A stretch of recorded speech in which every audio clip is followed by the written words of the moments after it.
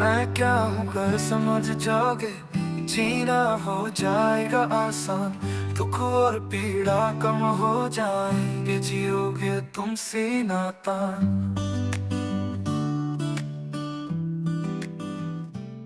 तो बेटे बाबा जी के प्रति कृतज्ञता अर्पित करते हुए जो हमारा जो प्रश्न था, सेकंड प्रश्न कि धर्म क्या है, मत क्या है। तो इस कड़ी में हमने सभी अवस्थाओं के धर्म को जाना। अब बाबा जी ने कल जो समझाया था समृद्धि के बारे में था कि समृद्धि क्या है। तो समृद्धि ये है कि मेरे पास जो मेरी आवश्यकता है उससे ज्यादा कुछ होना, ये समृद्धि है। और इस समृद्धि के भाव को हम हर चीज में महसूस कर सकते हैं। पहले तो इसको हम उत्पादन कार्यों में ही देख पा रहे थे, लेकिन कल जब हमने इस जवाब को पढ़ा तो समृद्धि हम कहाँ देख पा रहे हैं। मेरे घर पर भी जो साधन उपलब्ध है वो समृद्धि का ही मुझे प्रमाण दे रहे हैं। जैसे मैं इतना समझूं कि मेरे घर में एक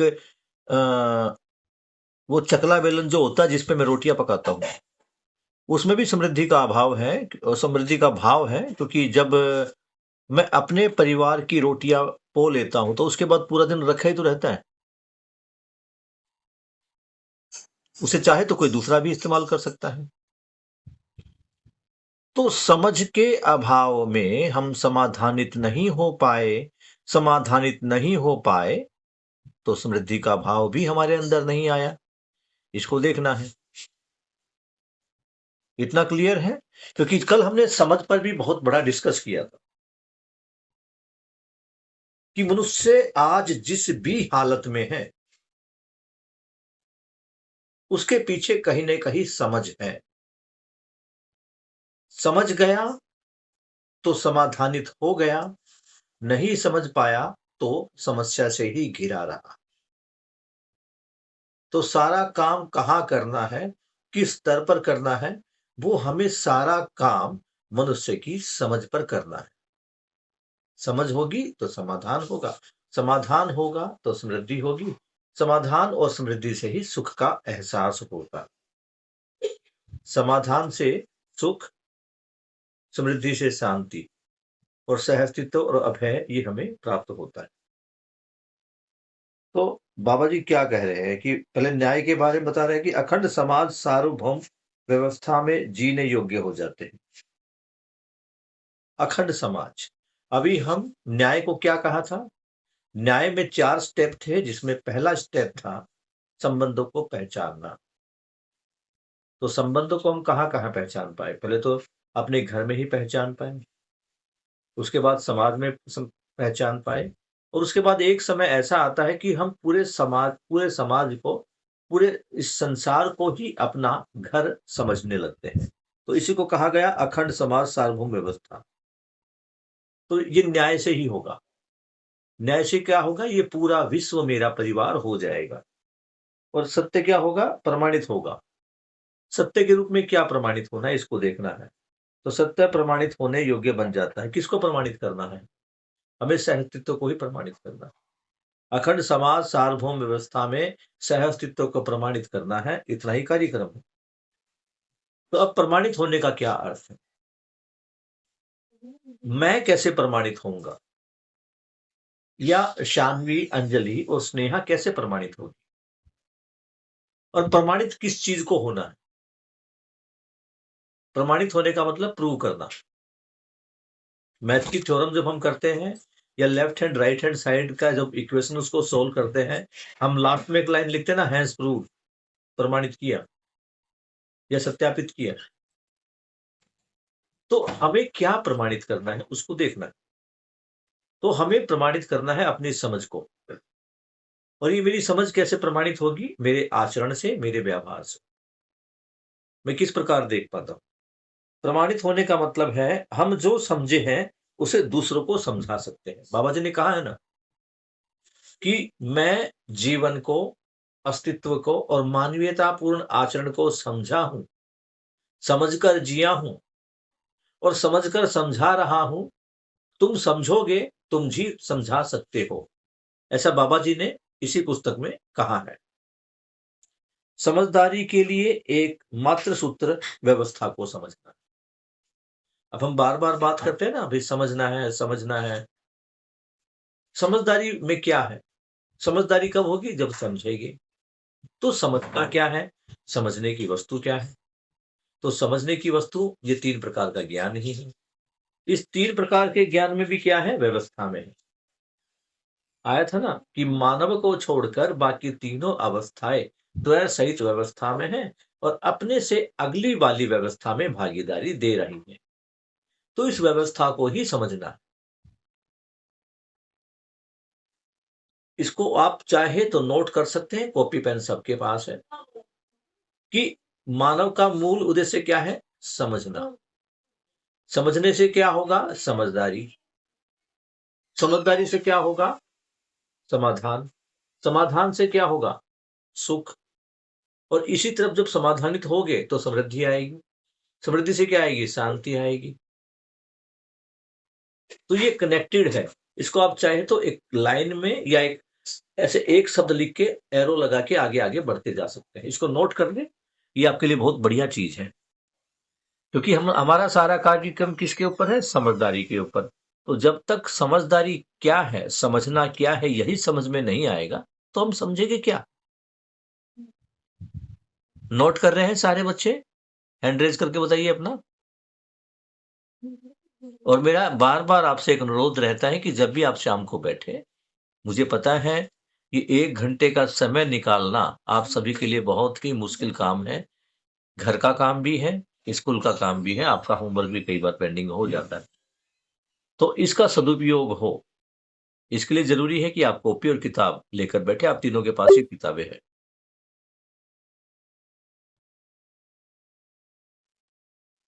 अंजलि बेटा कॉपी लेके बैठिए ना। और यस सर, कॉपी है सर। हाँ, तो इसमें लिखियो पहले कि समझना। समझना क्या है?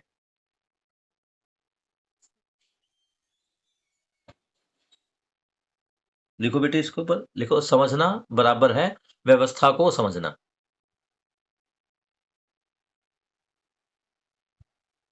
व्यवस्था को समझेंगे तो इसके आगे एरो लगाओ और लिखो व्यवस्था को समझना, एरो। तो इससे क्या होगा? इससे होगी हमारी समझ।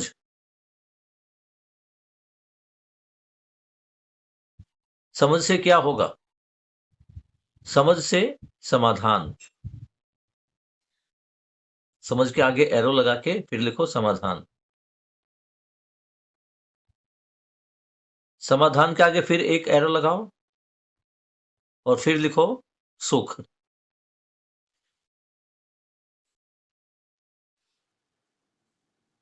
ये समाधान कहां पर है? व्यक्ति के स्वयं में है। व्यक्ति खुद समाधानित होगा। जब व्यक्ति खुद समाधानित होगा तो उसे सुख का अनुभव होगा। ये सुख परिवार में कैसे जाएगा? तो सुख के आगे एरो लगाओ, इससे क्या होगी? समृद्धि।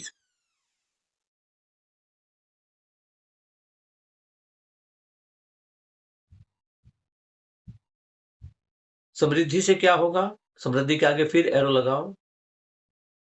समृद्धि से क्या होगा? परिवार में शांति।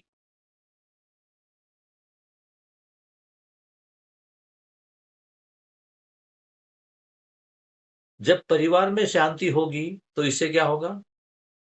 जब हर परिवार समृद्ध हो जाएगा, परिवार में शांति होगी, तो इससे क्या होगा? इसके आगे एरो लगाओ और लिखो समाज में अभयता। अभयता का मतलब है भय से मुक्ति, भय का ना होना।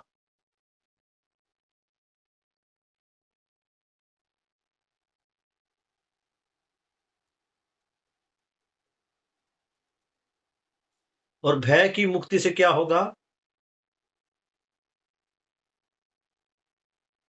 इससे आगे लिखो सह अस्तित्व प्रमाणित होगा। तो ये पूरी श्रृंखला जी बाबा जी ने यहां पे लिख दी है। तो अगर मैं अल्टीमेटली देखूं तो मुझे प्रमाणित करना है। प्रमाणित करना है अपनी समझ को। लिख लिया बेटा दोनों बच्चों ने?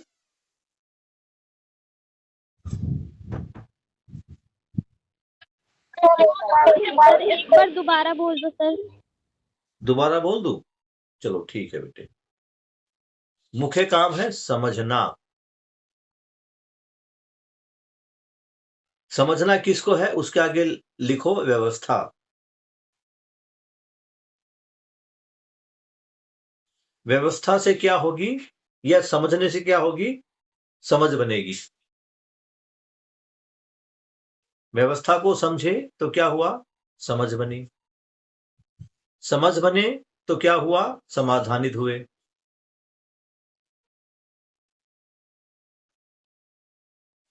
समाधानित आदमी स्वयं में होता है। समाधान जो है वो स्वयं के लिए। तो समाधान हुआ तो सुख हुआ।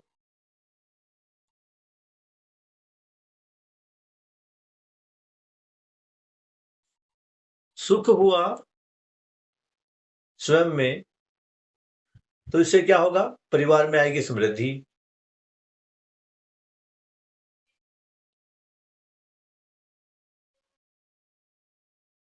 समृद्धि से क्या होगा? परिवार में शांति। फिर एरो लगाओ।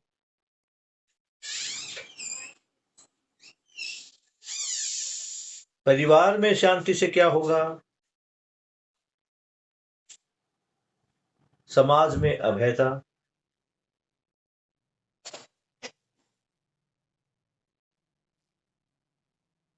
और जब समाज में अभयता हो जाएगी, यानी कोई किसी में किसी प्रकार का भय नहीं रहेगा, तो क्या होगा? सह अस्तित्व प्रमाणित होगा।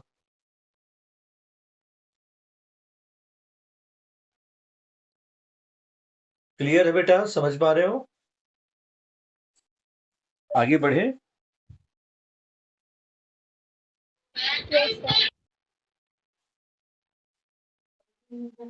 तो जब हमने समझने की बात की थी, तो हमें किसको समझना था? व्यवस्था को समझना है, न्याय को समझना है, ज्ञान को समझना है, तीनों चीजों को समझना है।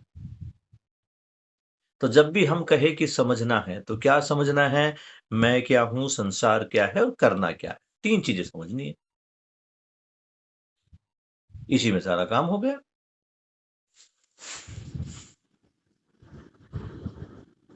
तो बाबा जी, जब हम समझ जाएंगे तो समझकर क्या करेंगे? प्रमाणित करेंगे। बाबा जी ने भी तो प्रमाणित किया। और प्रमाणित क्या करना है? प्रमाणित अपनी समझ को ही करना है। और ये प्रमाण कैसे मिलेगा? मैं समझ गया, ये तो है नहीं कोई मेरे ऊपर ठप्पा लग जाएगा या मेरे को कोई डिग्री मिल जाएगी। जैसे अब हमारे को 10th क्लास की मार्कशीट मिली कि मैंने 10th क्लास पास कर ली, तो इतना समझना है कि 10th क्लास की मार्कशीट मिलने मात्र से मैं समझ गया, तो यहां कोई सर्टिफिकेट नहीं मिल रहा है। यहां जैसे ही मैं समझदार हो जाऊंगा, ये समझदारी कहां पर आएगी? मेरे व्यवहार में आएगी, मेरे आचरण में आएगी, मेरे कार्य में आएगी। तो ये समझदारी मेरी दिख रही है, प्रमाणित हो रही है। और प्रमाणित कैसे होगी? कि ये जो समझदारी का ज्ञान जो मुझ में, जो प्रकाश मुझ में आई, प्रकाश फैलेगा। कैसे फैलेगा? कि जो मैं समझा हूं उसे दूसरे को समझा पाऊंगा। और अगर दूसरा समझकर तीसरे वाले को समझा पाया, तो इसका मतलब मैं प्रमाणित हो गया। प्रमाणित होने का मतलब है कि मैं सही था। बार बार इस श्रृंखला को मैंने आपके सामने बताया है। बाबा जी समझे, उन्होंने सोम भाई, साधन भाई, अशोक भैया, इन सबको समझाया, ये समझ गए। इनके द्वारा सुमेर भाई, मंजीत भाई और ये सब लोग समझे, तो अब बाबा जी प्रमाणित हो रहे हैं। ये थर्ड स्टेप में जब आते हैं, तब हम प्रमाणित होते हैं। उधर जैसे ही सुमेर भाई ने हमें समझाया, हम समझ गए, तो वहां पर सोम भाई भी प्रमाणित हो गए। और जब सुमेर भाई से मैं समझकर आप लोगों को समझा रहा हूं और आप उसको समझ रहे हैं, तो सुमेर भाई प्रमाणित हो रहे हैं। और जैसे ही मेरे समझाने के बाद आप समझे और आपने किसी और को समझाया और सामने वाले की समझ में आ गया कि जीने की वस्तु तो यही है, तो फिर मैं प्रमाणित हो रहा हूं। लेकिन ये कब होगा? मेरे खाली बातें करने से या मीठा मीठा बोलने से तो मैं प्रमाणित नहीं हो रहा। अभी तक तो मैं भी देखता हूं अपने आप में। तो अभी ये पुस्तक मेरे पास जो आई है, केवल शब्द रूप में आ रही। करने के रूप में तो मुझे भी बहुत सा भी कुछ करना ही है। तो अगर हम और आप देखें, तो हम सब स्टूडेंट्स ही है। हम पढ़ ही रहे, बस फर्क इतना है कि मैं थर्ड क्लास में हूं या फोर्थ क्लास में हूं। आप अभी आपका फर्स्ट क्लास में अब एडमिशन हो गया, इतना ही है। और जिस प्रकार एक 5वीं क्लास का बच्चा पहली क्लास के बच्चे को समझा ही सकता है, पढ़ा ही सकता है, उसी कार्य को मैं कर रहा हूं। इससे मेरी भी समझ बढ़ती है। तो समझदारी के लिए एकमात्र सूत्र है व्यवस्था को समझना, न्याय को समझना और मानव को समझना। इस समझने की विधि में सफल व्यक्तियों में से मैं हूं। यानी इन तीनों को बाबा जी ने समझा है। अनुभव के फलस्वरूप प्रमाणित होता है। अनुभव क्या है? हम माने रहते हैं, जानते नहीं तो तृप्ति मिलती नहीं। तो बाबा जी यहां अनुभव की बात भी कर रहे हैं। अनुभव कहाँ होता है? आत्मा में, जब 10वीं क्रिया एक्टिव होती है। तो अनुभव किसको बता रहे हैं बाबा जी? कि अभी तक तो हम ये दावा तो करते हैं कि मैं जानता हूं, मुझे पता है। लेकिन बाबा जी यहां पे एक बात कह रहे हैं कि आप जानते नहीं हो, आप मानते हो। जाने रहते हैं, मानते नहीं हैं, तो भी तृप्ति मिलती नहीं है। दो तरफ से बताया बाबा जी ने कि हम माने रहते हैं, जानते नहीं हैं, तब भी हमें सेटिस्फेक्शन नहीं रहता। भाई ये भगवान थे या नहीं थे, कैसे था, कौन था, तो सेटिस्फाइड नहीं है, क्योंकि हमने केवल माना है।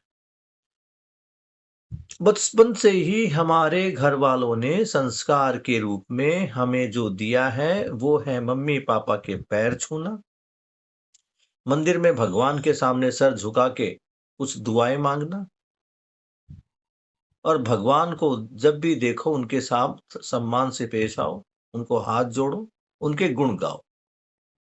और ये भी बताया गया है कि यही तुम्हारा पालन पोषण करने वाले, तुम्हारा भला करने वाले हैं। ये बताया गया, इसको हमने माना है, जाना नहीं है। तो अभी क्या है? केवल माना है, जाना नहीं है। इसी को बाबा जी कह रहे हैं, इससे संतुष्टि तो होती नहीं है। दूसरा, जाने रहते हैं, मानते नहीं। हमने कुछ जान लिया, हमने कुछ शोध किया, शोध के पश्चात कुछ जान लिया, लेकिन उसको माना नहीं, तो तब भी संतुष्टि नहीं है। संतुष्टि कहां बता रहे हैं बाबा जी? जब हम जानकर मानते हैं तब संतुष्टि है। दोनों पक्ष यानी जानना और मानना, जब ये पूरे होते हैं तभी संतुष्टि है। जानने मानने की तृप्ति मिलने पर पहचानने निर्वाह करने में तृप्ति मिलती है। यानी मैं जब जान जाता हूं और जानकर मान जाता हूं, तब मैं प्रकृति की सभी अवस्थाओं के साथ पहचानना और निर्वाह करना समझ जाता हूं।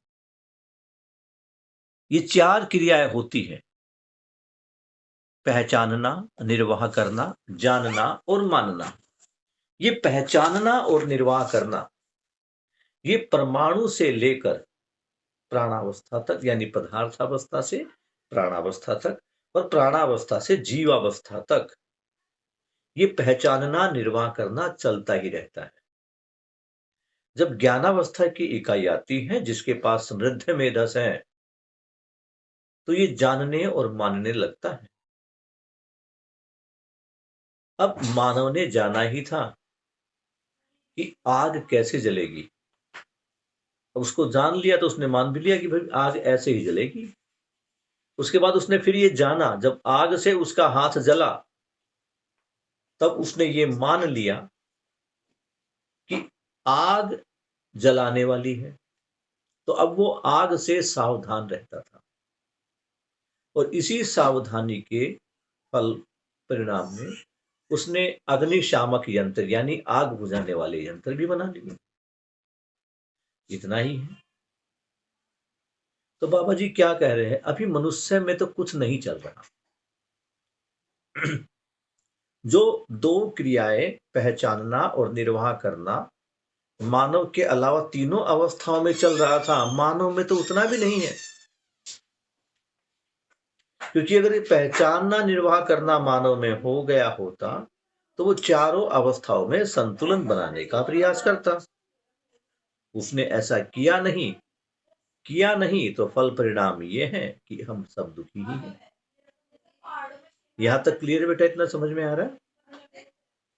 अभी तक यस हम सर। पहचानने निर्वाह करने का क्रम किया है, हमें तृप्ति नहीं मिला क्योंकि जाने माने नहीं है। तृप्ति बिंदु कैसे पहचानेंगे? समझदारी में पारंगत होना ही अनुभव मूलक विधि से चिंतन बोध पूर्वक प्रमाणित हो जाता है। इसके साक्षात्कार किया अपने में निरंतर चलना शुरू करते हैं तो इस क्रम में तृप्ति बिंदु मिल ही जाती है और प्रमाणिकता के साथ तृप्ति बिंदु मिलता ही है तो प्रमाणिकता स्वयं में प्रमाण है। इस प्रकार अनुभव को संप्रेषित करने में समर्थ हो पाते हैं। तो यह बाबा जी अनुभव से कनेक्ट कर रहे हैं कि तृप्ति बिंदु हो गई, सेटिस्फेक्शन हो गया, कैसे लगेगा पता? तो समझदारी में पारंगत होना ही अनुभव मूलक विधि से, समझदारी में पारंगत होना, पारंगत होने का मतलब है संपूर्णता को समझ जाना, हर चीज को समझ जाना, यानी समझने में मास्टरी कर लेना। तो समझदारी में पारंगत होना ही अनुभव मूलक विधि से चिंतन बोध पूर्वक प्रमाणित हो जाता है। तो इससे क्या होता भैया?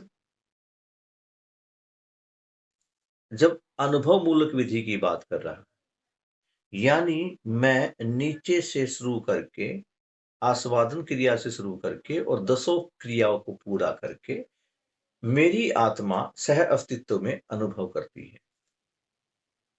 मेरी आत्मा, मैं माफी चाहूंगा, मेरी जो आत्मा है वो व्यापक में अनुभव करती है। और किस चीज का अनुभव करती है? सह अस्तित्व का। इतना ही है।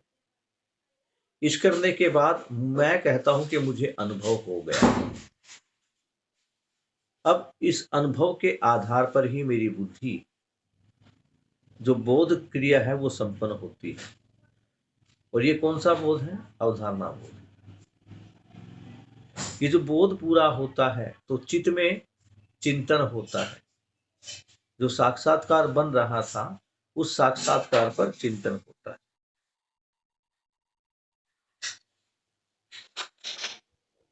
तो अनुभव मूलक विधि से चिंतन बोध पूर्वक प्रमाणित हो जाता है। उसके साथ साक्षात्कार किया क्रिया अपने में निरंतर चलना शुरू होती है। साक्षात्कार होता ही रहता है। एक बार साक्षात्कार क्रिया का चलना है तो ये चलती रहती है। अब अनुभव मूलक विधि से जो साक्षात्कार था वो चिंतन में कन्वर्ट हो जाता है तो इस क्रम में तृप्ति बिंदु मिल ही जाता है।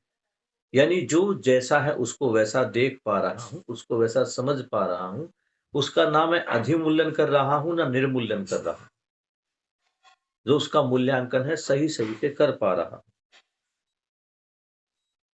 और प्रमाणिकता के साथ तृप्ति बिंदु मिलता है, यानी प्रमाण के साथ तृप्ति होती है।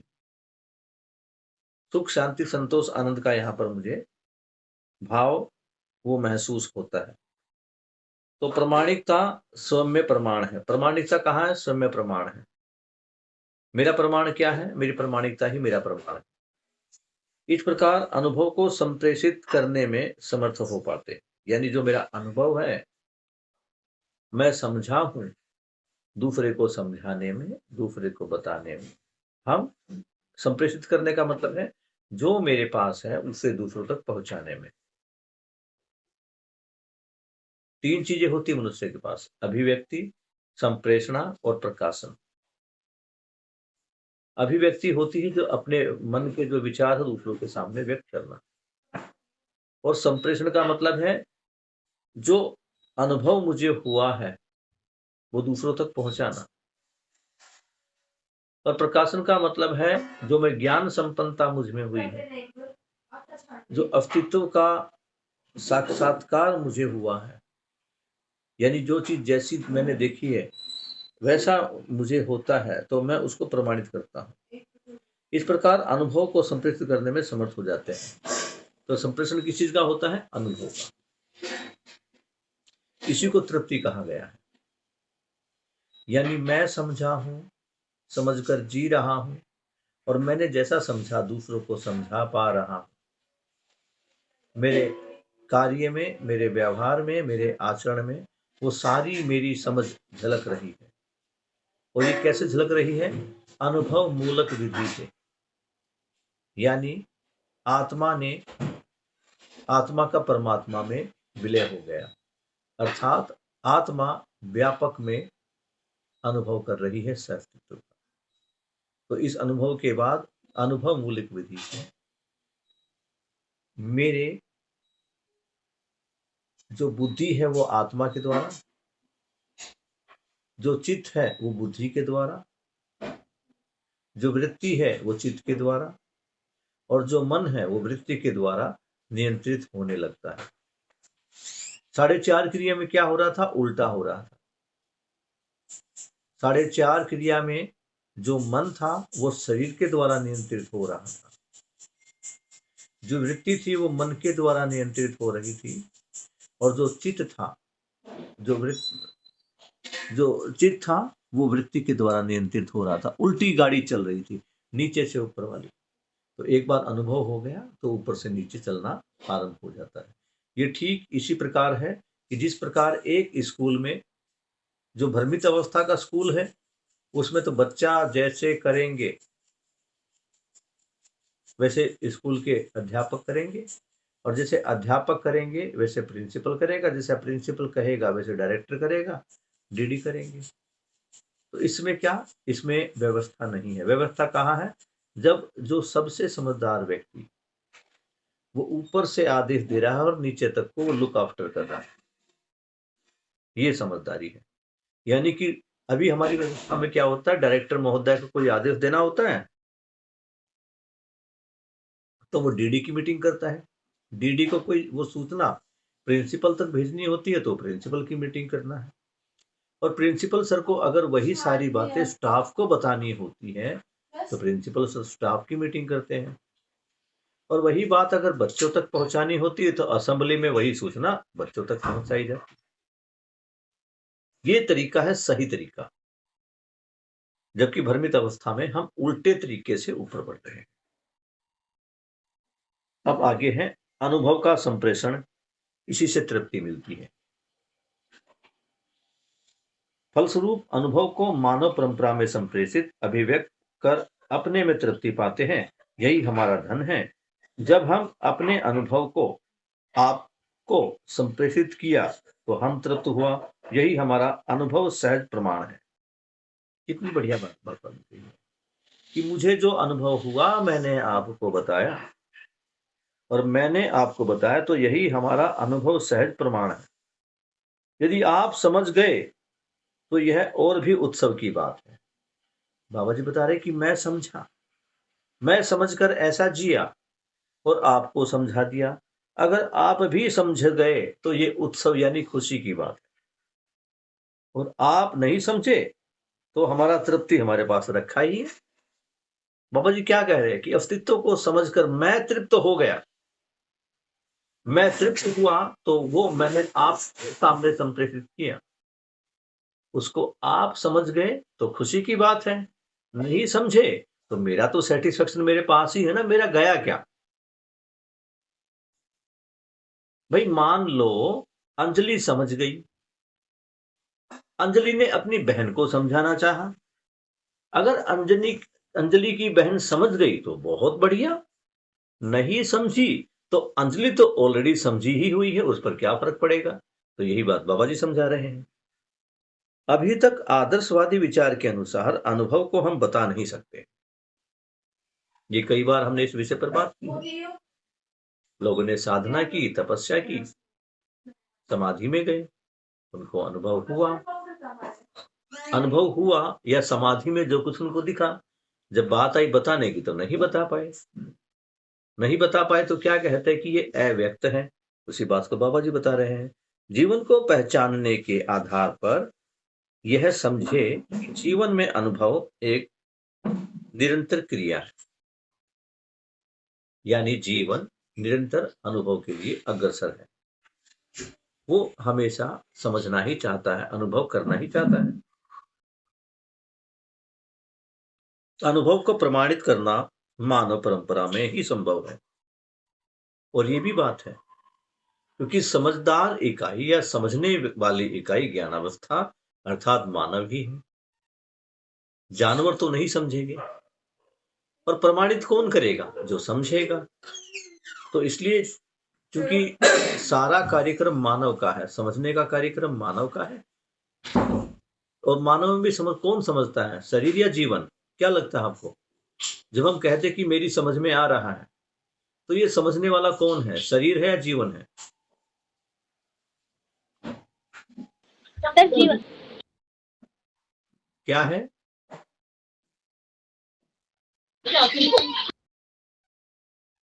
अंजलि तुम बताओ बेटा, समझ में नहीं आया क्या बोला? सर जीवन है समझने वाला, शरीर हाँ, कैसे समझे? शरीर कैसे समझेगा? और हम क्या समझ रहे हैं? शरीर ही समझ रहा है। यही तो अपने भ्रम कर रहे हैं ना। आंखें देख रही है, कितना बड़ा भ्रम है ये। मेरे हाथ ठंडे गर्म को महसूस कर रहे हैं, कितना ये ठंडा गर्म शरीर या हाथ महसूस कर रहे हैं या जीवन महसूस कर रहे हैं।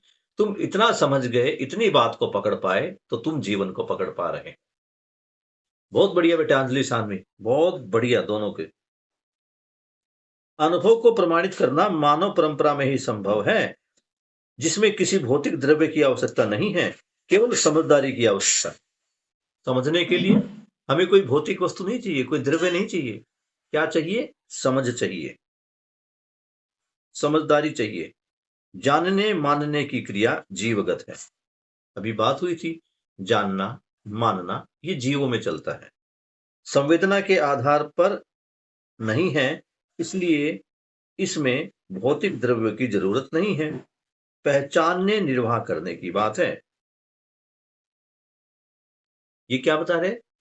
ये जो पहचानना और निर्वाह करना है या जो समझना है, ये भौतिकता की बात नहीं है, ये संवेदना की बात है। संवेदना के आधार पर नहीं है। अब भौतिक वस्तु नहीं है तो संवेदना क्या है? संवेदना तो भौतिक है, क्योंकि संवेदनाएं कहाँ उत्पन्न हो रही है? शरीर में, और शरीर क्या है? भौतिक है। तो ये जानना मानना पहचानना निर्वाह करना, इसको समझना पड़ेगा।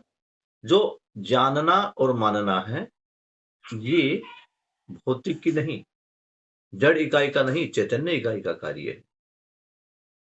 संवेदना के आधार पर नहीं है, इसलिए इसमें भौतिक द्रव्य की जरूरत नहीं है। पहचानने निर्वाह करने की बात आती है। क्या काम आता है? पहचानना और निर्वाह करना। व्यवस्था में जीने के स्वरूप को पहचानने निर्वाह करने के क्रम में हम मानव के साथ होते हैं। क्या पहचानना और क्या निर्वाह करना है? व्यवस्था में जीने के स्वरूप को पहचानना। पहचानने निर्वाह करने को हमने कहां से जोड़ा था? हमने बताया था कि मानव को छोड़कर बाकी की जो 3 अवस्थाएं हैं, उसमें पहचानना और निर्वाह करना चलता ही है।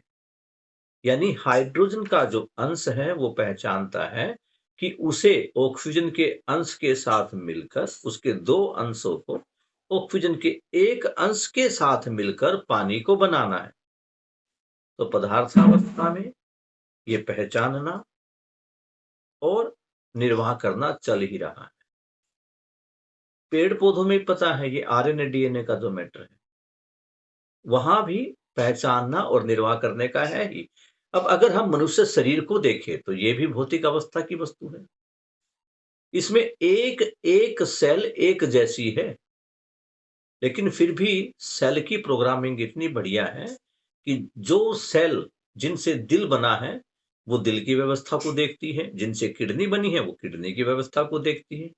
यानी स्वयं तो व्यवस्था में है और अपने वाली अगले वाली व्यवस्था में भी भागीदारी दिखा रही। तो जड़ इकाई में ये पहचानना और निर्वाह करना होता ही है। जानना मानना किस में होता है? जीवन में। जीवन कहाँ है? जानवर में और मानव में। तो जानवर में अभी जो मेधस है वो संपन्न नहीं है, विकसित मेधस नहीं है। जानवर भी संवेदनाओं में ही रहता है। तो मानव जो है, समझदारी की इकाई मानव है। सारा समझदारी का कार्यक्रम मानव के लिए है। ये जीवन विद्या का कार्यक्रम मानव के लिए, ज्ञानावस्था की इकाई के लिए, जीव के लिए नहीं है। व्यवस्था में जीने के स्वरूप में पहचानने, निर्वाह करने के क्रम में हम मानव के साथ होते हैं। अनुभव में शरीर का कोई नियोजन नहीं होता। जानना मानना शरीर के साथ, और जो अनुभव है, अनुभव कहाँ होता है और कौन करता है अनुभव? अनुभव करती है आत्मा। आत्मा किसका हिस्सा है? शरीर का या जीवन का? बताइए।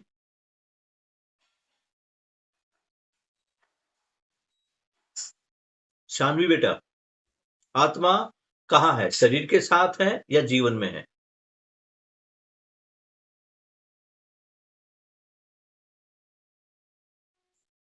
कौन बताएगा? कौन बताएगा? बेटा तुम्हारी आवाज साफ नहीं आ रही, खुल के बोलो। आत्मा किसका अंग है? शरीर का या जीवन का? अंग मैंने बोल दिया। जीवन का है। हाँ, जीवन का है। ठीक है, बढ़िया। तो अनुभव कौन करता है? आत्मा करती है। तो अनुभव कौन करने वाला है? अनुभव किसको होगा? जीवन को होगा। और प्रमाणित भी कौन करेगा? जीवन ही करेगा। लेकिन किसके माध्यम से? जीवन समझ गया है, ये प्रमाण कैसे देगा?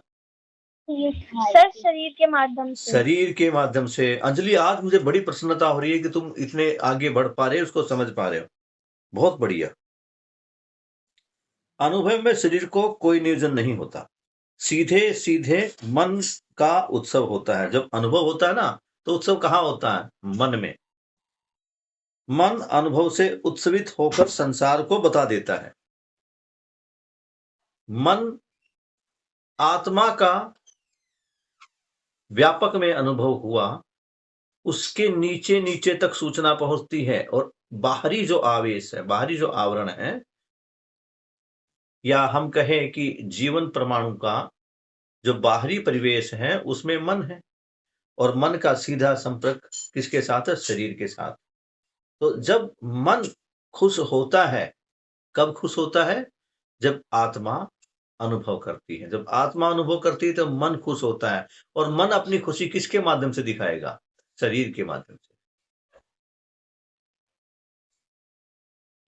तो यहां मुझे महेंद्र भाई की घटना याद आ रही है।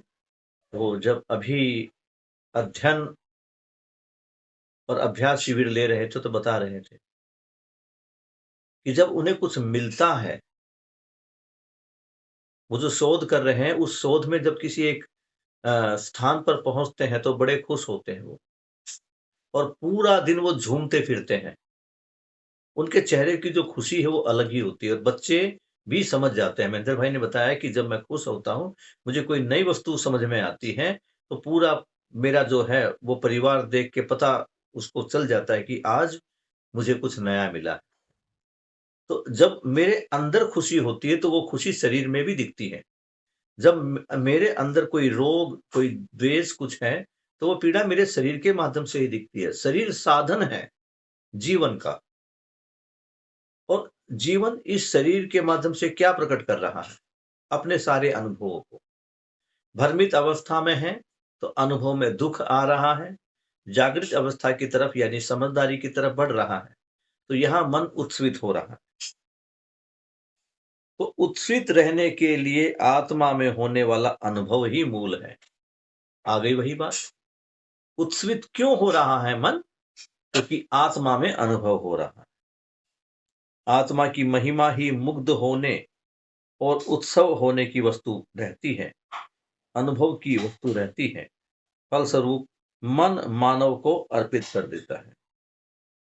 इतना ज्यादा उत्सवित रहता है, अतः अर्पित करना होता ही है। हम लोग भी जब बहुत वस्तु प्राप्त कर लेते हैं तो इसको अर्पित करते ही हैं।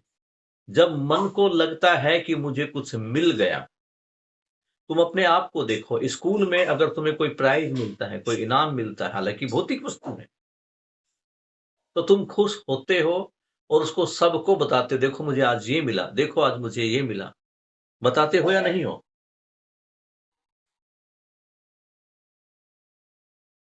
अभी स्नेहा बिटिया कल किसी कार्यक्रम में फर्स्ट आई है या सेकंड आई है, तो वो उत्सव के साथ, खुशी के साथ बता रही है। तो खुशी मन में होती है, मन तक आती है और मन के द्वारा वो शरीर से प्रकट होती है। इसी बात को बाबा जी बता रहे हैं। फलस्वरूप मानव मन को अर्पित कर देता है, यानी वो दूसरों को समझाने में, उसे कुछ अच्छा मिला तो उसको दूसरों तक पहुंचाने में लग जाता है। इतना ज्यादा खुश रहता है, तो खुशी में तो अर्पित होता ही। जैसे देखा ना पहले जमाने में, जब राजा महाराजा को कोई खुशी मिलती थी तो क्या वो अपने खजाने खोल देते थे। कई बार हमने नाटकों में देखा है, पुराने धार्मिक सीरियल में, कि महाराज घर में ये खुशी हुई है, महाराज हम ये चीज जीत गए, तो खुशी लाने वालों को अपने गले में से वो हीरे और मोती की माला तोड़ के ऐसे दे देता था। तो वो खुशी में क्या कर रहा है? वो खुशी में झूम रहा है। ऐसे ही मन को जब कुछ अच्छा मिलता है, आत्मा जो है वो व्यापक में अनुभव करती, तो मन खुश होता है, वो शरीर के माध्यम से दिखता है, वो सबको बताता है। और बाबा जी ने कहा है कि जब मनुष्य को अनुभव होगा तो वो रोके नहीं रुकेगा, वो एक पेड़ पर चढ़कर लंबे टावर पर जाकर सबको बताएगा कि यस मुझे अनुभव हो गया है और मैं देख पा रहा हूं कि जिंदगी कितनी सुगम है।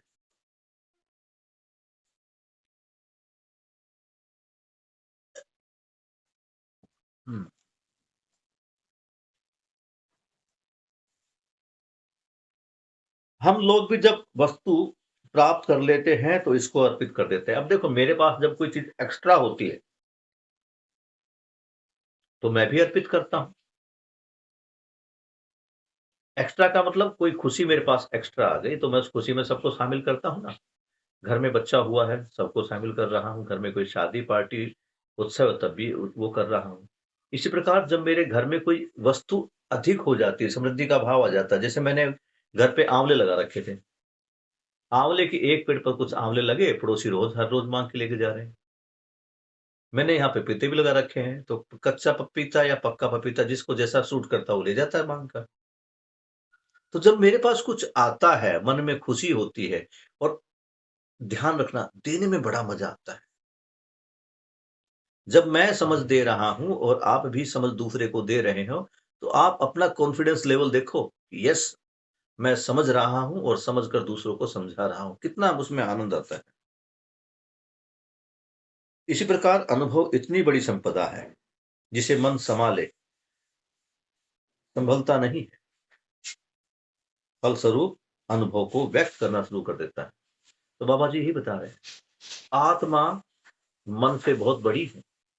आत्मा में जो परमानंद का एहसास मुझे हुआ है, वो मन से संभलता नहीं है। जैसे एक गरीब व्यक्ति के घर में जिसको खाने तक की रोटियां नहीं मिलती, उसके घर में हम करोड़ों रुपए की संपत्ति दे दे तो ध्यान रखना उससे संभलेगी नहीं। संभलने के लिए भी समझदारी चाहिए। तो जब मेरा मन समझ रहा है, वो उधर अनुभव प्रमाण को प्रकट कर रहा है, तो ये अनुभव उससे पचाया नहीं जा रहा है, वो निकालना चाहता है, इसको मन के द्वारा दिखाना चाहता है, दिखेगा कार्य और व्यवहार। अब तुम देखो ना, तुम्हारे घर में जब कोई शादी होती है,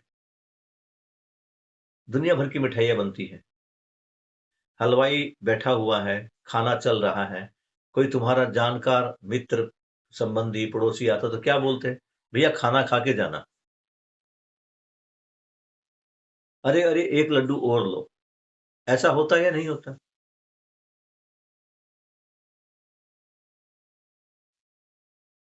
क्यों अंजलि, ऐसा होता है या नहीं होता कि जब मेरे घर में कुछ कार्य चला हुआ है, अच्छा मेरे घर में चीजें भर भर के भरी हुई है और मैं किसी को खिला रहा हूं, तो कहता नहीं भैया भैया एक पूरी और लो। तो यही क्या है, ये भाव है। जब मेरे पास आवश्यकता से अधिक मन को मिलता है तो डिस्ट्रीब्यूट करेगा। इसी प्रकार जो अनुभव है वो बहुत बड़ा है। बाबा जी ने भी कहा था पीछे, जितना तपस्या मैंने किया है उससे कई गुना फल मुझे मिला है। और जिस प्रकार अमरूद के एक पेड़ पर कोई 1 टन का अमरूद लग जाए तो वो पेड़ क्या होगा, झुक जाएगा। यही बाबा जी के साथ हुआ। क्यों? क्योंकि बाबा जी को क्या हुआ, अनुभव, और अनुभव को उन्होंने प्रमाणित किया। तो पहले क्या है, समझना है। इस समझने की यात्रा में ही अनुभव होता है, और ये अनुभव ही हमारे कार्य और व्यवहार में आकर प्रमाणित होता है। यहां तक कितना समझ पा रहे बेटा जी? बाबा जी इसमें इतना ही कह रहे हैं कि अनुभव इतनी बड़ी वस्तु है कि अनुभव मन से संभलता नहीं है, अतः मन अनुभव को व्यक्त करना शुरू कर देता है। मुझे कुछ अच्छा मिला, कुछ अच्छा सुना तो मैं दूसरों को बताना शुरू कर देता हूं, चाहे वो कोई कहानी है या कोई किस्सा है या कोई सूचना है। ऐसा मैंने देखा है, समझा है, अनुभव किया है। जबकि विगत में बुजुर्ग कहते हैं कि अनुभव को बताया जा नहीं सकता। पहले जिन लोगों ने समाधि की, जिन लोगों ने ज्ञान प्राप्ति की घोषणा की, उन्होंने क्या कहा कि अनुभव को बताया जा नहीं सकता। और बाबा जी क्या कह रहे हैं कि अनुभव इतनी बड़ी वस्तु है कि मन संभाल ही नहीं सकता। वो अपने अनुभवों को दूसरों के साथ शेयर करेगा ही। इसमें किस चीज को माना जाए, इसका अध्ययन करना पड़ेगा। मानव की इच्छा से अनुभव को बताया जा सकता है, प्रकाशित किया जा सकता है, यही निष्पन्न होता है, घटना के रूप में सम्मुख है। बाबा जी कहते हैं ये जो अनुभव है ये बताने की चीज है और बताई जा सकती है, यही घटना के सम्मुख है। ऐसी घटना बाबा जी हमें पेश कर रहे हैं। अब बाबा जी जो अगले पैरे में बता रहे हैं, समय हो गया है 9:51। तो मुझे लगता है कि मैं यहीं पे रोक दूं इसको, और कल की तरह से हम थोड़ा सा डिस्कस कर लेते हैं, क्योंकि मुझे लगा इस प्रकार डिस्कस करने से तुम्हारी जो समझ है उसका लेवल थोड़ा सा बढ़ता है। क्यों अंजलि, कैसा रहेगा बेटा?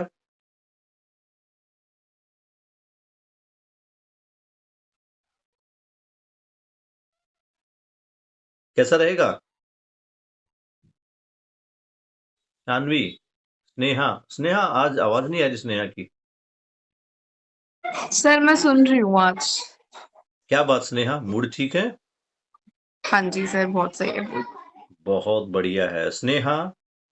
तो अब हम देखते हैं, थोड़ा समझना है। जो जीवन परमाणु है उसको देखो। हम उसको इस प्रकार देखते हैं कि जो आत्मा है ठीक उसी प्रकार है जैसे सौर मंडल के मध्य में सूर्य है, सबसे पावरफुल। उसका जो पहला अंश है अंदर, यानी जो पहला जो रिंग है, परिवेश जो है, इस पर बुद्धि है। जो अगला परिवेश है उस पे चित्त है। उससे अगले परिवेश पे वृत्ति है, और जो सबसे बाहरी परिवेश है इस पे मन है। और ये जीवन परमाणु और ये शरीर, तो चूंकि जीवन परमाणु का सबसे बाहरी अंग ये मन है, ये मन शरीर के साथ जुड़ा रहता है। शरीर में भी अगर हम देखें तो शरीर का जब ढांचा हम खड़ा करते हैं, पैर, उसका बॉडी, उसके हाथ, उसकी गर्दन और ऊपरी हिस्से में दिमाग, तो मानव का जो ब्रेन है वो मन से संचालित है। और अभी क्या हो रहा है, अभी मन ब्रेन से संचालित हो रहा है। तो अंदर जो बैठा है वो सर्वशक्तिमान है। उसके बाद धीरे धीरे धीरे धीरे करके ये अलग अलग चेयर पर बैठे हैं, ऐसा हम कल्पना करते हैं। बैठे नहीं है, लेकिन समझाने के अर्थ में मैं तुम्हारे को ले रहा हूं एक एग्जाम्पल के रूप। तो जो मन है इससे शक्तिशाली या इससे ऊंचे पद पर वो वृत्ति है। वृत्ति से ऊपर वो चित्त है, और चित्त से थोड़ा और ज्यादा पावरफुल वो बुद्धि है, और बुद्धि उससे ज्यादा पावरफुल आत्मा है। अभी नीचे से ऊपर तक हम चल रहे थे, चलना ऊपर से नीचे। इतना है। लेकिन जैसे जैसे मैं सुन रहा हूं, जैसे जैसे मैं समझ रहा हूं, न्याय क्या है ये मेरी समझ में आता है। अब जो मेरा प्रिय हित लाभ है वो धीरे धीरे बदलने लगता है, और इस बात का प्रमाण आप सभी बच्चों ने अपने सत्यापन में दिया है कि जब से आप जीवन विद्या से जुड़े हैं तो आपके गुस्सा करने की जो रेपिटेशन था वो कम हो गया है। इसका मतलब आप लोग समझ पा रहे हैं। ऐसा ही है, यानी अब जो मन है, मन ने शरीर के माध्यम से कुछ सुना। क्यों सुना? क्योंकि ऊपर एक इच्छा जाग रही है। उस इच्छा के जागने से ही अब न्याय क्या है ये समझ में आने लगा है, क्योंकि अन्याय तो किसी को बर्दाश्त है ही नहीं। और सबसे बड़ी विडंबना यही है कि हर मानव को ये लगता है कि मैं तो सही हूं, वो जो दूसरा है ना, गड़बड़ उसमें है। और हमारा कितना बड़ा दुर्भाग्य है कि ये केवल मुझे ही नहीं लगता, ये संसार के हर मानव को लगता ही है, हर भ्रमित मानव को, कि मैं तो ठीक हूं, बाकी सब गड़बड़ है, उसको ठीक। और यही कारण है कि जब मैं जीवन विद्या शिविर में जाता हूँ, वहां बातें सुनता हूँ, पाता कर, तो मुझे लगता है कि ये तो मेरी बातें हो रही है। जीवन विद्या शिविर में जब भ्रमित मानव की बातें होती हैं, तो किस किस को लगता है कि ये तो सारी मेरी बातें ही कर रहे हैं? किस किस को लगा था ऐसा? ये तो सारा कुछ वही हो रहा है जो मेरे दिमाग में, जो मैं सोच रहा हूँ, वो सारा तरीका वही है। गोल या स्क्वायर? क्या? कैसे बना ये तो ले? जीरे वाले हैं। कैसे बना ले? क्यों भाई, कैसा लग रहा है? जब वो कहते हैं कि चलेगी किसकी घर में, तो लगता नहीं कि ये सारी मेरी बात ही कर रहा है। जब वहां ये कहा जाता है कि कौन ऐसा आदमी है जो दूसरों का बुरा नहीं करता, और दूसरे सदा उसका बुराई के बारे में सोचते हैं, तो लगता नहीं कि मेरी बात ही हो रही। मैं तो हमेशा दूसरों का भलाई करना चाहता हूँ, लेकिन दूसरे वाला जो बैठा है ना, वो मेरा बुरा कर रहा है। ऐसा होता या नहीं होता? और अभी भी भ्रम बना ही हुआ है। बोलो अंजलि। होता है सर। और अभी भी ये भ्रम बना ही हुआ है। लगता है कि मैं तो समझदार हो रही हूं, अब किसको समझने की जरूरत है? मम्मी को, भाई को, बहन को, दोस्तों को? तो ये भी भ्रम ही है। अभी मैं भी समझदार होने के रास्ते पर हूं, समझ गया हूं, इस बात की घोषणा नहीं करते। समझने का मतलब है मैं समझा हूं, और जैसा समझ पा रहा हूं वैसा जी पा रहा हूं। मैं न्याय को तो समझ गया हूं कि इसके 4 पॉइंट है।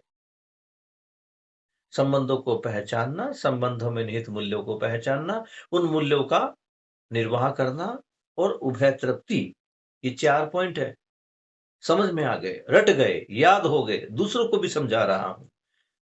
ओके, लेकिन क्या जीने में आया? आज भी मुझे लगता है कि वो जो मेरे मित्र ने काम किया है वो गलती से नहीं किया, जानबूझकर किया है। कोई भी मुझे जानबूझकर क्षति ही पहुंचाने वाला, और एक मैं इतना महान हूं कि मैं दूसरों को कितना भला भला सोचता हूँ, दूसरों का, मित्रों का, घर वालों का कितना अच्छा अच्छा सोचता हूँ। मेरे बारे में कोई नहीं सोचता, ये भ्रम बना ही रहता है। लेकिन जब मैं न्याय को समझ रहा हूं, और सबसे बड़ी बात, एक बात समझ रहा हूं, मैं तो इतना, ये एक बात है ना बेटा, पता नहीं जीवन विद्या में कौन सी बात तुम्हारे को ट्रिगर करेगी, और वो तुम्हें जीवन विद्या को जीने के लिए मजबूर करेगी। मुझे जो सबसे अच्छी बात लगती है, मुझे सबसे बड़ी बात, सबसे बढ़िया बात ये लगती है कि सामने वाला जो है वो भी खुश होना चाहता है, जानबूझकर मुझे परेशान नहीं करना चाहता। इस चीज को मैं देख पा रहा हूं कई जगह। हालांकि परिवार में मैं स्पेशली जब कहूं तो बड़ी बिटिया के साथ में इसको ऐसा नहीं देख पा रहा। कई बार मुझे लगता है कि जानबूझकर मुझे परेशान कर रही है। लेकिन जब मैं समाज में जाता हूँ, जब बच्चों के साथ रहता हूँ, स्कूल में अध्यापकों के साथ रहता हूँ, या मैं पत्नी के साथ रहता हूँ, माता पिता के साथ रहता हूँ, भाइयों के साथ रहता हूँ, तो मेरा धीरे धीरे ये विचार बनने लगा है कि भैया जो भी कुछ चाहते हैं ना, ये चाहते तो अपनी खुशी के लिए ही है। तो जब कोई गलती भी करता है तो मुझे उससे पीड़ा नहीं होती। ये सच में ये बड़ा ही आनंद का, मैंने तो अभी तक जो जीवन विद्या से एक अच्छी चीज ली है वो यही ली है कि जो भी कुछ है वो अपनी सुख के लिए करता है। हाँ, उसके सुख के चक्कर में मेरा कई बार बुरा हो जाता है, क्योंकि वो मानव जो व्यवहार कर रहा है वो भ्रमित है, वो जागृत नहीं है, वो सही को नहीं समझा है। तो जो सही को नहीं समझा है उसके ऊपर मुझे तरस आना चाहिए या गुस्सा करना चाहिए? क्या लगता है शानवी? जो बेचारा ना समझ है, जो समझा नहीं है, ऐसे व्यक्ति के ऊपर तरस खाए या उसके ऊपर गुस्सा करे? तरस खाएंगे सर, गुस्सा और हम क्या करते हैं? गुस्सा करते हैं अपने अंदर चेंज लाना है या दूसरे में? अपने। आज मैं तुम्हें एक क्लास की बात बताता हूँ। मैं क्लास में गया और वहां हम इसी कंटेंट पर बात कर रहे थे। वहां एक थोड़ा सा शरारती चुलबुला सा लड़का बैठा हुआ था, सर नीचे करके, और जैसे मैंने उसको पूछा, भैया संबंधों को देखना है या खुद को देखना है, तो उसने नीचे जोर से मुंह करके, जोर से, जैसे बच्चे शरारत करते हैं जोर से बोलते हैं, ऐसे बोला जी संबंधों को। तो उससे जब बात हुई क्लास के बीच में ही उसको खड़ा किया गया, पूछा गया संबंध क्या है बेटा, पता है? नहीं। तो बेटे अगर और कोई टीचर होते तो क्या करते? अगर सर पिटाई करते। माँ भाई मैं क्यों पिटाई करूं? तुमने कौन सी मेरी भैंस खोल दी है, या तुमने कौन सा मेरा दूध लूट लिया है, कौन सा मेरा खजाना लूट लिया है? अब सीधी बात तो यह है कि तुम्हें समझ नहीं है तो कोशिश करें कि तुम्हें समझदार बनाए। जब उससे कुछ थोड़ी देर बात हुई तो उस बच्चे के अंदर उसके चेहरे के हाव भाव को मैंने बदलते देखा। तो यही तो करना है, और हम क्या कर देते हैं? टेम्पर लूज कर देते हैं। भाई सामने वाला जो कर रहा है उसको भी तो खुशी चाहिए ना। उसको तेज बोलने से खुशी मिली, और वो तेज क्यों बोला? क्या तेज बोलने से खुशी मिलती है? नहीं मिलती। लेकिन उसको लगना है कि तेज बोलने से खुशी मिलती, तो भ्रम में था। तो अब मेरा फर्ज क्या है? उसके भ्रम को दूर करना या उसको पीटना? उसकी समझ पर काम करना या उसको डांटना? क्या लगता है? उसकी समझ पर काम करना। और हम कहां पर काम करते हैं? उसको डांट देते हैं, उसको धमका देते हैं। तो जो हल्की फुल्की उसकी समझ बननी थी वो भी खत्म। तो पूरे 10:02 हो गए हैं। कल जो ये हमने अलग तरीका देखा है कि 15 मिनट हम डिस्कस करें, कैसा लगता है? इस डिस्कस करने से आपको अपने अंदर कुछ कॉन्फिडेंस लेवल फील होता है या नहीं होता, या खाली सुनने सुनने में मजा आता है? डिस्कस करने से मेरा कॉन्फिडेंस लेवल बढ़ रहा है, या खाली सुनने से मेरा कॉन्फिडेंस लेवल और मेरी समझ बन रही है? कैसा लगता है? क्या लगता है स्नेहा? क्या लगता है? सर अच्छा लगता है। कौन बोला ये किसकी आवाज थी? सर वो भाई है उसने आका। सर मेरे साथ ना वंश भी क्लास ले रहा था तो उसने बोला अभी। बहुत बढ़िया। वंश कैसा बेटा? बढ़िया सर। यार तूने मुझे वो अपना फास्ट फूड तो खिलाया नहीं। सर आप आए ही नहीं। कहाँ आना पड़ेगा ये बता पहले मुझे। सर हैदरपुर आओ, मैक्स मैक्स हॉस्पिटल के पास। अच्छा, हैदरपुर मैक्स हॉस्पिटल के पास? Yes sir. किस टाइम लगाता है तू? सर वही 4 से 10। अच्छा, रात को 4 से 10। और मेरा ऐसा होता जब मुझे मैक्स में आना होता तो सुबह सुबह आना होता है। लेकिन कोई बात नहीं, अब मैं स्पेशल तेरे पास खाने के लिए आऊंगा। ठीक ओके है ना? सर, ओके बेटा। इंतजार रहेगा सर आपका। अरे वंश मुझे बहुत अच्छा लगा बेटा तुम बैठकर सुन रहे हो। सच में देखो हम क्या करते हैं, हम मंदिर में बैठकर, कीर्तन में बैठकर, जागरण में बैठकर पूरे परिवार के साथ वहां से तालियां पीट पीट कर भजन गाते हैं। और मुझे लगता है कि ये जो है ना, ये किसी सत्संग से कम नहीं है। कि सब आप हम्म। बैठकर कुछ अच्छी बातें, ज्ञान की बातें सुनते हैं, समझदारी की बातें सुनते हैं। बहुत बढ़िया वंश, अच्छा लगा मुझे। गुड। तो चलिए, अब समय हो गया है बाबा जी के प्रति कृतज्ञता अर्पित करते हुए, आप सभी के प्रति, आपके घर वालों के प्रति कृतज्ञता अर्पित करते हुए आज की इस सभा को हम यहीं पर समाप्त करते हैं। कल फिर मिलते हैं। और अभी हम ध्यान रखना, आप नोट कर लेना पुस्तक में। अभी कल हम पेज शुरू करेंगे 151, जो बाइलिंगुअल बुक है उसमें, उससे आगे बढ़ेंगे। इसका सेकंड पैरा, ठीक है? लिख लेना कोई ग्रुप में ताकि कल याद रहे। Okay sir, okay sir. Okay बेटा, गुड नाइट सबको।